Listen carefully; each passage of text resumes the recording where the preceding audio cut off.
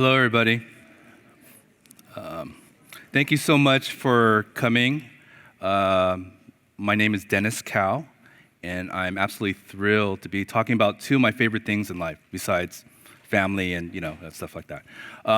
Maps and Tableau, but more specifically, creating maps in Tableau, or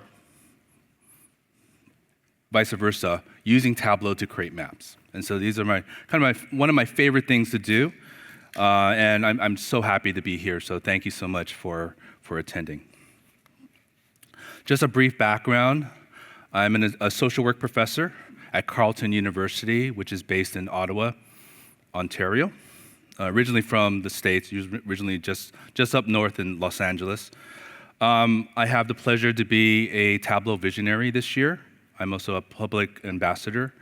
And then more specifically for this session, I have a graduate certificate in GIS, and I've been doing GIS for about 15 years in regards to my research, which is around health equity issues, and I also try to teach GIS mapping and things like that in my classes as well.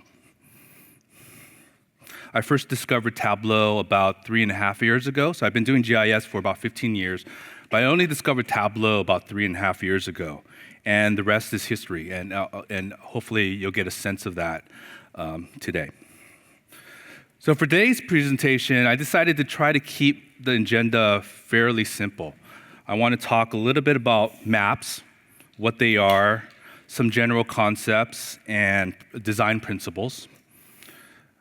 And then I wanted to talk a little bit about some of the things I spend a lot of time thinking about maps. And so I think compared to the average Tableau user, I think I probably think a lot more about maps. And so all these things I've tried to kind of wrap up and categorize into 5 broad tips. Okay? And then next, after that, I want to try to apply those principles or those tips. And so if you're interested in following along, you can access the data right here using that link or QR code and follow along. Download it onto your desktop, then you can use it. I'll show you some things, but then you can play with the data, and that's the fun part, right? So let's talk about maps. So by now you've probably noticed that I love maps.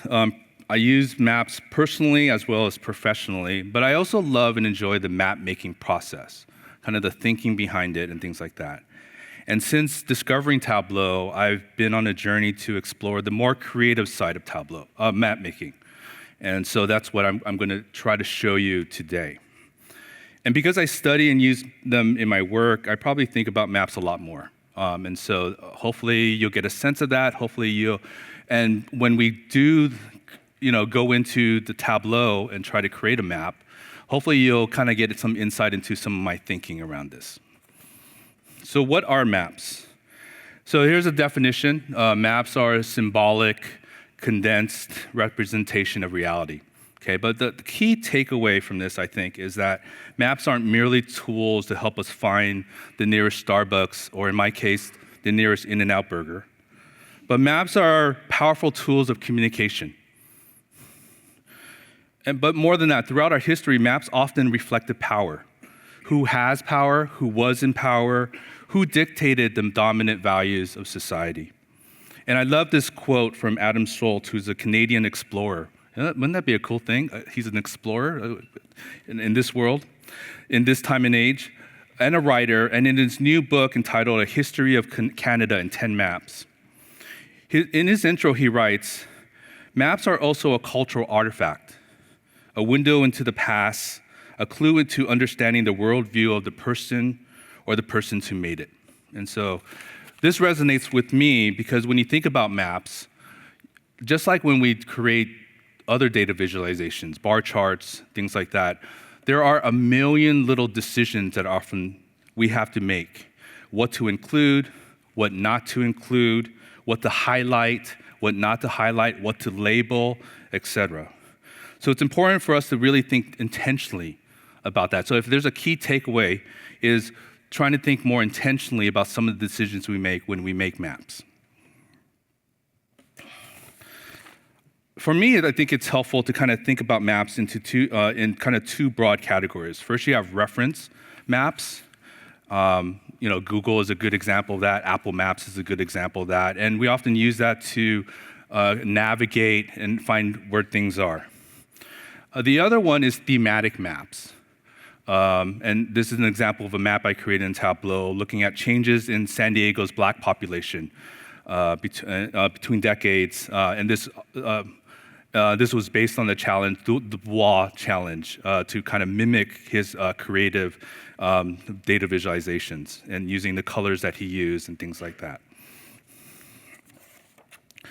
So reference maps, if you think about it, they provide an overview of a place.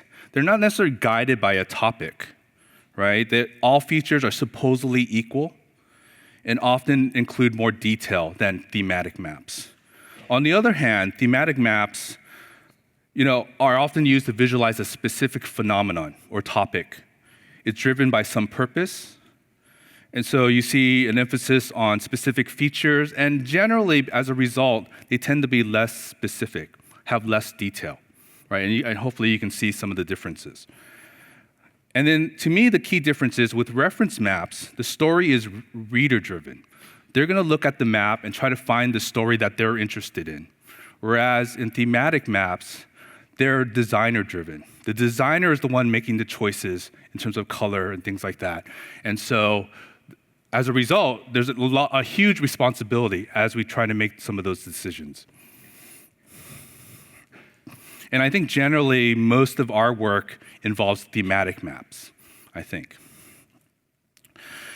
Another thing to kind of think about in today's world, we're not necessarily talking about drawing maps by hand. Generally we're talking about digital maps. And digital maps are composed of different layers, so each representing a different feature. And so this is a quick map, not quick, but a map that I created in Tableau Public, looking at multiple layers. So for example, you have points that represent the bars in this area. I mean, there's 73 that I counted, or a Google search. That seems kind of disturbing, right? 73 in the downtown area. The second layer are the buildings, which are so the bars are points, the buildings are polygons, and then the roads, which is the third layer, are lines, right? And so we often work with what we call vector layers, which have distinct features and can be defined by points, lines, or polygons. There's another type of data, rasters, but Tableau can't really handle those right now unless there's some workarounds, but they're essentially grid cells or pixels with different values. So if you look at weather maps, those are a good example of rasters.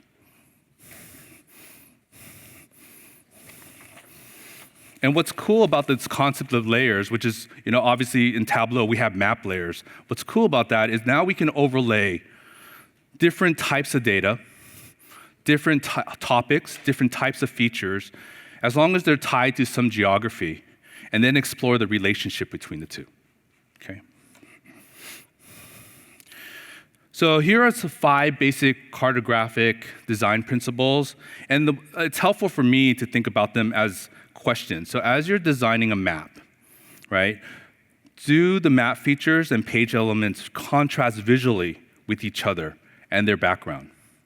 Okay, and in this map, I try to visualize the downtown buildings very differently than the buildings around it, okay, to try to create that visual contrast. Second, are the map's features, especially the most important ones, are they readable and easy to understand? So this includes maybe labels as well. Is the map, or the most important thing on the most important map feature, is it visually separated? Does it pop from the background? And this was, again, my attempt to make it pop, the buildings in downtown, because this map is specifically designed to showcase downtown San Diego. Is there a clear hierarchy of the map elements arranged by their importance? So when we think about labels, some labels might be bigger than others. And so in trying to do that, there might be a hierarchy created. And then finally, are the map elements well balanced in the layout?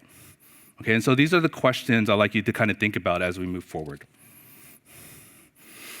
So let's think about mapping in Tableau now, and these are kind of 5 tips, and I'm going to try to quickly go through this and then get to the mapping and then try to apply these.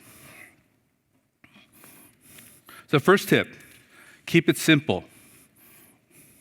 This is a great quote by John Nelson, who works at Esri and is a pretty well-known map maker. I'm not going to read the whole thing, but I just want you to take note of the highlighted text. Specific phenomenon, pick a salient thing, leave everything else out, and exercise restraint. Okay? And so when you think about mapping in Tableau, for those who have done it, you bring in a geographic field into the view.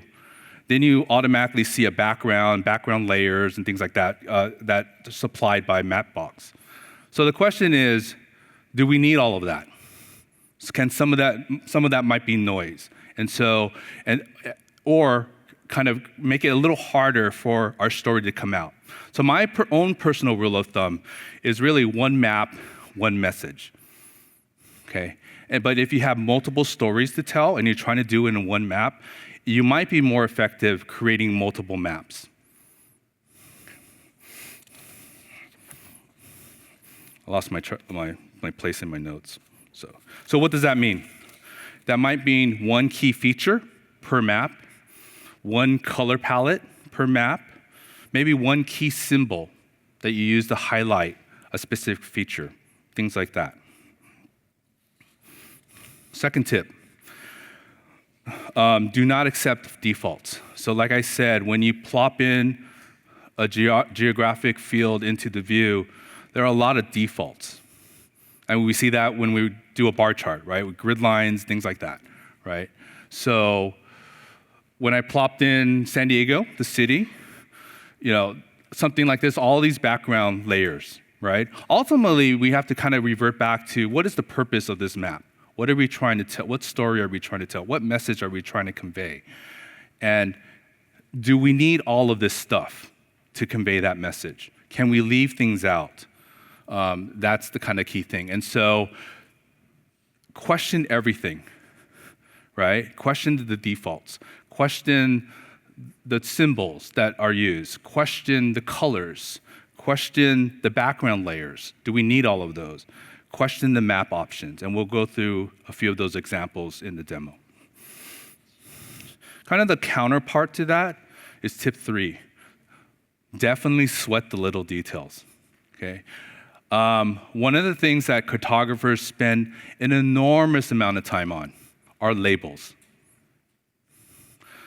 The position of the labels around a dot or a shape, the size of the label, the font of the label, the font type, the font style, the font size, etc. An enormous amount of time. And so sweat the details. So consider everything, the positioning. So this is a map of Balboa Park. So I've supplied you with a few shapefiles. Those are the shapefiles I used to create this map. Consider the positioning. Consider the inherent white space. So we talk about white space, increasing white space to make things readable. Geographies have a weird shape, right? So if you notice, Balboa has kind of this weird shape where there's an open space, white space here, there's white space here, and then everything is on this side. And so this entire right side of Balboa Park, I thought about as white space. So I was trying to take advantage of that white space. And so kind of think about that. Obviously, this was all floating, and so I know there's 2 camps, right? So I created this using just floating containers. And so, we could talk about that. We can argue about that later. Yeah. Okay. And I tried to kind of balance it, take advantage of the white space, trying to position it in a way that made sense. I spent an enormous amount of time playing with the size of the circles, trying to kind of figure out what worked best, right? So sweating the little details is important. Tip 4.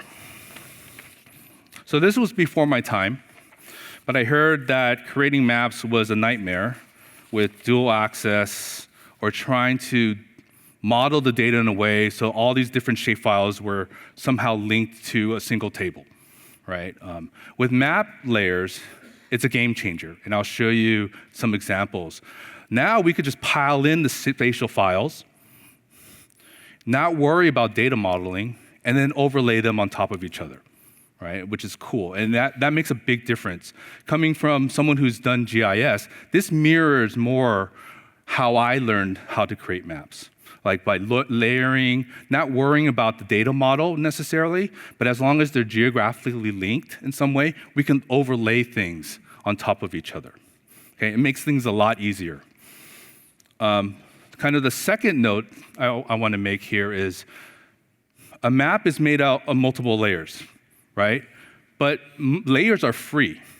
So you can overlay a bunch of different layers on top of each other, even duplicate layers. So for example, in this one I tried to make the streets pop, and actually it's made up of 3 different layers of 3 different street layers, the same layer on top of each other, playing with the color, playing with the thickness, and things like that, trying to make the streets pop in this example. And I'll show you that, an example of that once we get into the data. And then finally, consider adding your own spatial files. I think it gives you a lot more control with how the map looks. If you think about Mapbox, those are great, but those are basically essentially images, right, in your map. Like you can't play with them, you can't change how they're overlaid on top of each other. You can customize a Mapbox, right? But again, once you plop it into your view, it's basically an image, right? When you use your own spatial files, I feel like you have a lot more control on what the actual thing looks like. So in this case, the roads, trying to play with the thickness, trying to play with the opacity, things like that. And then kind of the side note is, if you're going to use your own spatial files, I would encourage you to consider adding a GIS software to your tool belt. GIS software, geographic information systems, are specialized software that's designed specifically to work with spatial data, and deal with the unique properties of spatial data. So I would, encourage you to kind of consider that. And I use QGIS, which happens to be totally free and open source. All right. So with that, I think we're doing pretty good. Let's create a map. Okay, so again, if you missed my, 10 announcements, you can access the data here using the QR code, and I'll spend just a brief moment here just talking through what you'll find. There's basically 4 shapefiles in 4 folders. Balboa Park, which is the boundaries, a polygon. Balboa Park attractions, which are points, like the museums, the gardens, etc. Balboa Park buildings, which are the polygons. And then Balboa Park roads, which are lines, okay? And in each folder, you'll see, so for example, I opened up Balboa Park, you'll see that there's a bunch of files, okay? With shapefiles, it's kind of it's how I learned, but Esri has tried to move beyond that.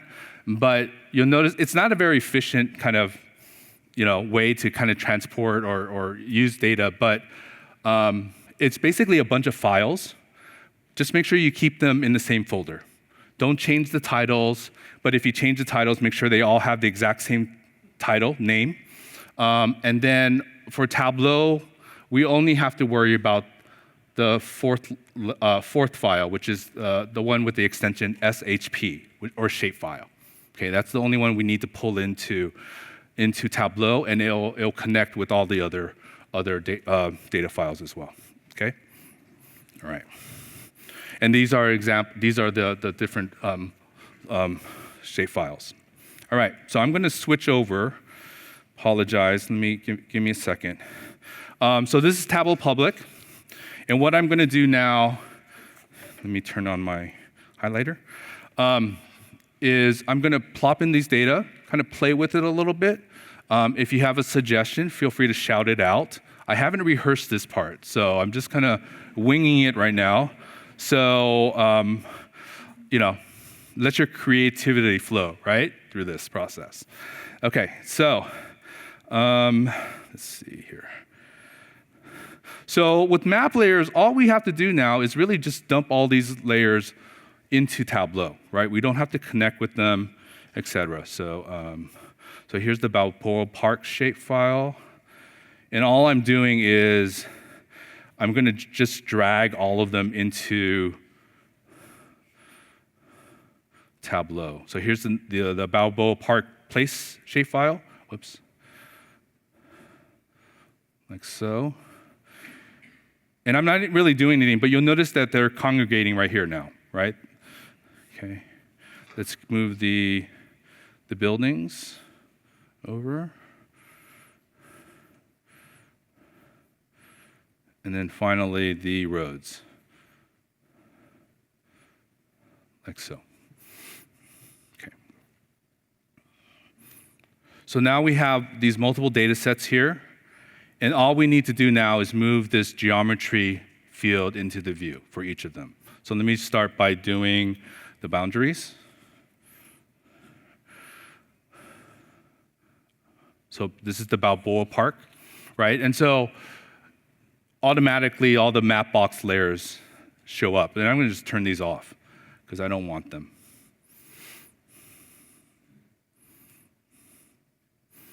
And the cool thing is once you turn these off, I don't know, I shouldn't say this out loud, but that kind of copyright map box here, that tagline, disappears, which is kind of cool. Okay. Okay. So I won't say that out loud. Oh, wait, this is being recorded though, so. Okay. All right, now let's move in let's go with the roads. I'm just gonna plop it in. And then with map layers, once you drag a second layer, it will show up right here. There's a little field that you would plop that in, and then the roads automatically get overlaid. And I'm just gonna plop all the data into the view, and you'll notice, and obviously, now here are the buildings, right?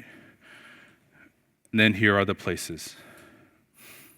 All this data I got for free from the Census Bureau, and then the places I kind of just did a Google search, right, and looked directly at the Balboa Park website. Okay, all right. So now we can rename these, right? So if you weren't familiar with, we can rename these as let's see, Balboa Park boundaries.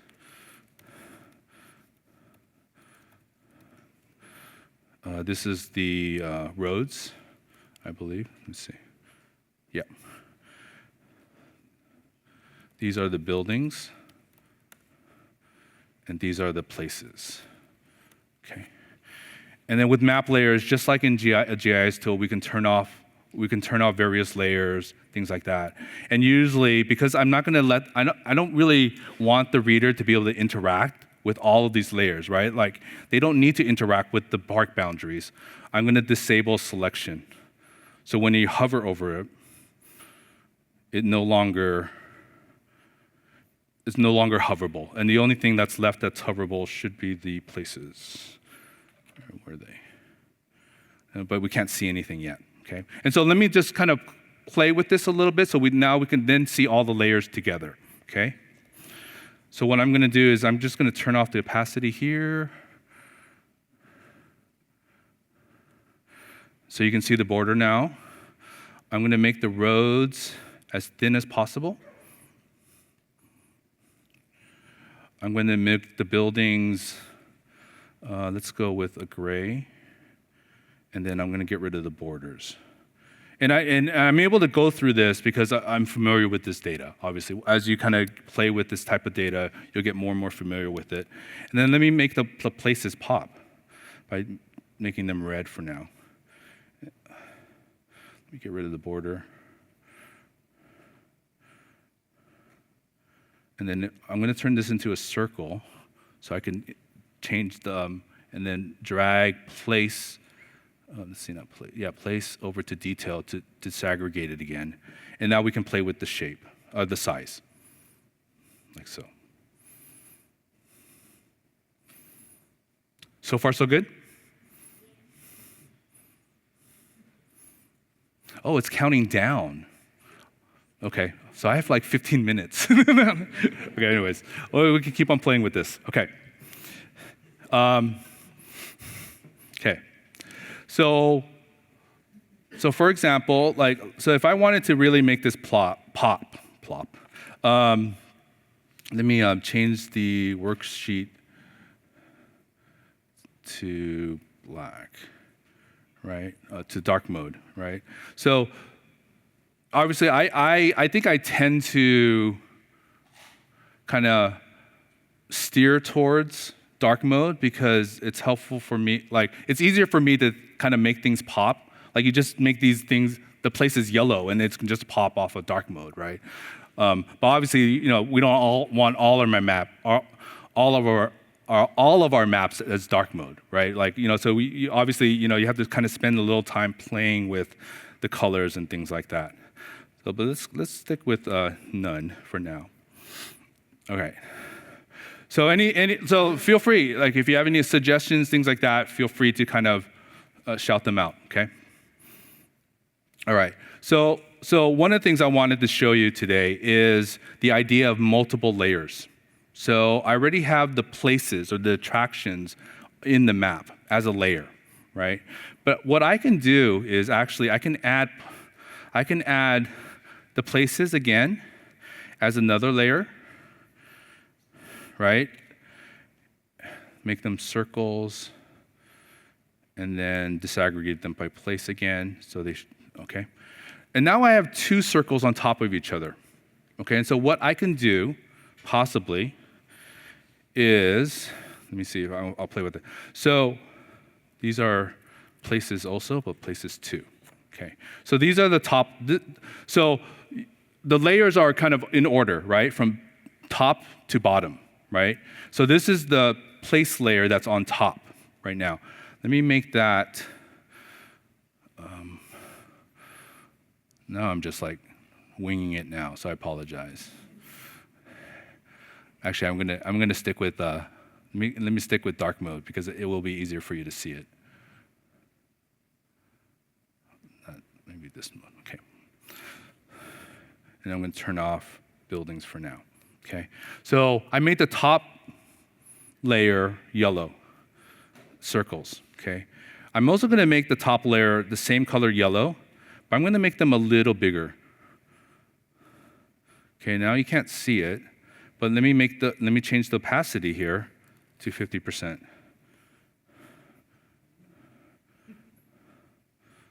Like so, and this kind of starts getting at that kind of firefly type effect, right? I can also, so I have some custom shapes. So let me add a shape here.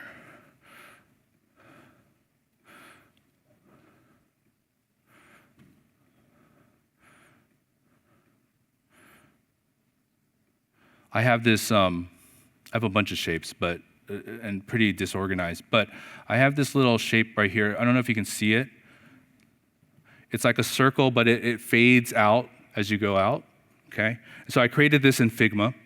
For those of you who are familiar with Figma, I'm gonna select this shape there, and then once we put that in there, and I'm gonna choose a brighter yellow. I like that yellow.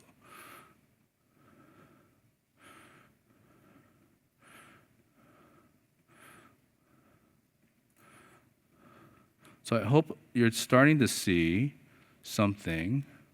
Okay, so this is the outside. Let me redo these.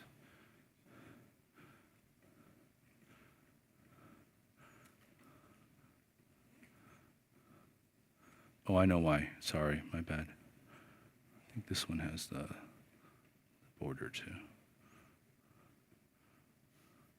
Actually, let me make this one white.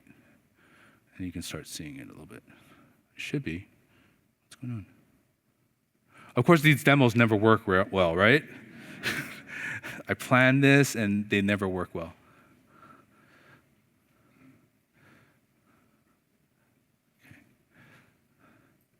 Okay, but hopefully you get the idea. I don't know why it's not working right now.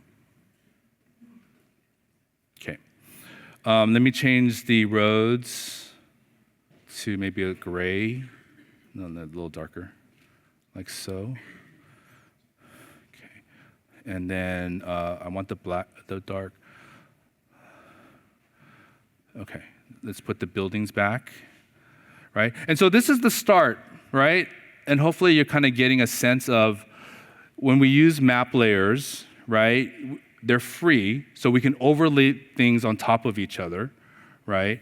We can play with each of those layers. So in this case, what I was trying to do is I had 2 layers of the attractions on top of each other, and I was trying to vary the opacity and the color for each of them to kind of create this effect where they kind of pop, right? And things like that. And then once we put it on the dashboard, we can kind of arrange things. So let me start creating a dashboard here. I'm going to fix it 800 to 1,000, like so. And then I'm just going to bring this in like that, okay? And what I often do is I'll shrink it a little bit and then kind of try to size it the way, hopefully Tableau one day will be able to show have like a way to kind of measure the exact scale that we're looking at. But for now, we can just kind of play with it a little bit and play with kind of the positioning and things like that. Obviously, we can shift it a little bit depending on where the rest of our viz is and stuff like that. And then once I do that, I turn off these map options. Because in this case, I don't want the reader to be able to search. Because if they search for Ottawa, where I'm from, or Europe, a country in Europe, the map's going to go there, right? But in this case, I want the map to lock. And so once I kind of have set the position of the map, I'm just going to turn off all the map options, like so. And then once we do that, it locks in place, right? And then when you upload it to the cloud, and in this case, Tableau Public, when a user's scrolling on the map, it won't scroll with their mouse cursor. It will just be locked in place, okay? So once you do that, that's part of trying to figure out the positioning, the balance, right? And then getting rid of some of the defaults, right? We don't need the search tool in this case. We don't need the user to zoom in and things like that. We don't want them to do that. We want them to look at the map and kind of figure out the story from that, right? Okay, so I'm gonna end there. I have about 8 minutes. If there are any questions, yeah.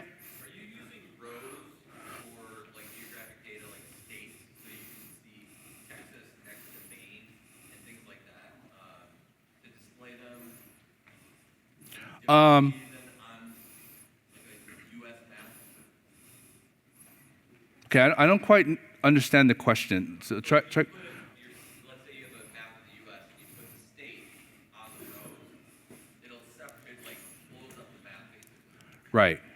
So you can see the state of Texas separately than its geographic name.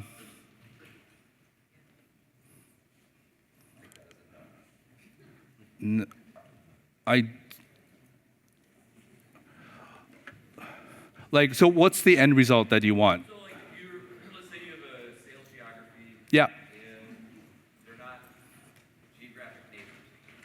So you want to see them next to each other. Yeah. The U.S. map doesn't do a good job with that. Right. You have a gap. Yeah. Right? So we're separate countries. Mm-hmm. So do you want to see So if you're saying if the user wanted to go to a certain state, you'll be able to zoom in like that? Right. Yeah. You Oh yeah. Yeah, I mean, all of this is still based on the Mapbox platform, right? And so once you upload it, the user will be able to, so let's say you had a map of the United States, you plop it in, it's going to be projected on top of the Mapbox platform, right? And it will operate the same exact way as you would if you just simply moved in the geography, the state geographic field onto the view, right? I think what I hopefully is the key takeaway from all of this is the idea that when you bring in your own files, you have a little bit more control over how the map looks. And if that's something of interest to you, right, then this is what you can do in Tableau. Does that Does that help answer your question? Yeah. Yeah. I think you said it early on, but how did you bring your own files? There's a bunch of things. I find my data like in various places.